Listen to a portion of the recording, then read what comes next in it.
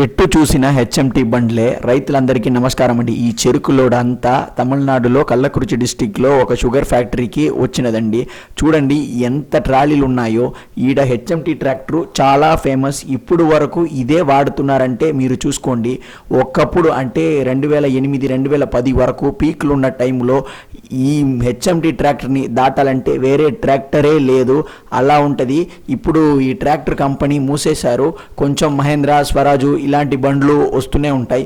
కానీ హెచ్ఎంటీ బండి వాడిన వాళ్ళు వేరే బండికి మారరండి. మన దగ్గర అన్ని ఇంప్లిమెంట్స్, లోడర్, గోబర్ స్ప్రెడర్ ఉన్నాయండి.